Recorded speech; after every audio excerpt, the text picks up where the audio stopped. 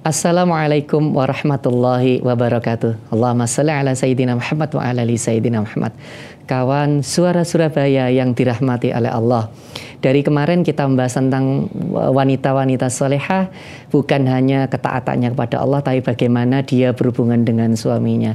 Begitu juga sebaliknya, tidak adil rasanya kalau kita cuma bahas para wanita. Hari ini kita akan bahas tentang para laki-laki yang soleh, yang tidak hanya tentang ketaatannya kepada Allah, tapi juga bagaimana hubungannya dia kepada istri dan keluarganya.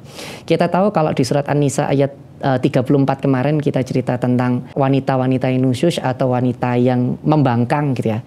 Ternyata tidak hanya itu. Kalau kita lihat di surat An-Nisa ayat 128 itu juga cerita tentang laki-laki yang nusyus. Meskipun definisi nusyusnya beda. Kalau di perempuan tadi nusyus itu artinya membangkang, tapi kalau laki-laki nusyus itu artinya laki-laki yang tidak menunaikan kewajibannya sebagai seorang suami.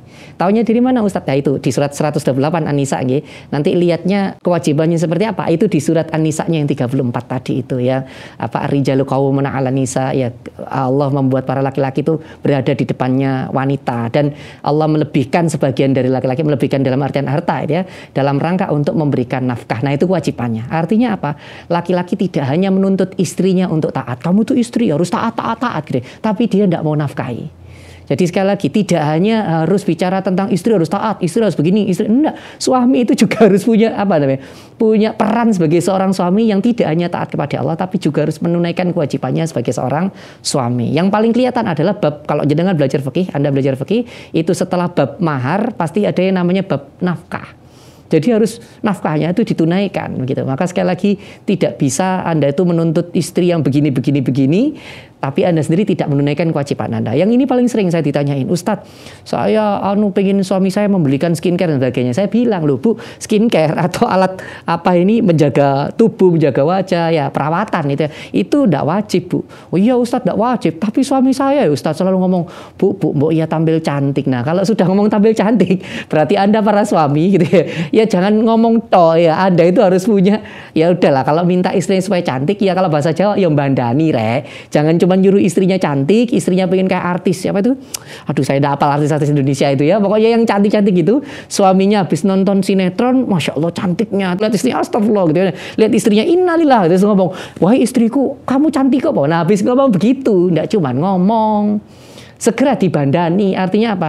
Jenengan itu tadi, jangan cuma minta untuk istri Anda taat kepada Anda, tapi kewajiban Anda sebagai seorang suami lakukan. Kalau Anda minta istri Anda supaya cantik, supaya dia kalau bahasa Jawa itu macak ya, berhias, menjaga diri, pakai skincare, ya bayarono. Karena kita sama-sama tahu ya, skincare, alat-alat kecantikan itu tidak ditanggung BPJS. Makanya bayaro gitu loh. Jangan cuma nuntut istri. Ya ini saya tahu ceramah ini pasti para istri ngomong, telon yang rono gitu kan ya. Tapi ini betul loh, saya kalau ceramah di bab rumah tangga itu mesti begitu. Yang suaminya nuntut supaya begini gitu. Ya istrinya supaya nuntut begini gitu. Padahal kalau mereka berdua sama-sama menjalankan kewajibannya masing-masing, insya Allah tidak akan ada berantem.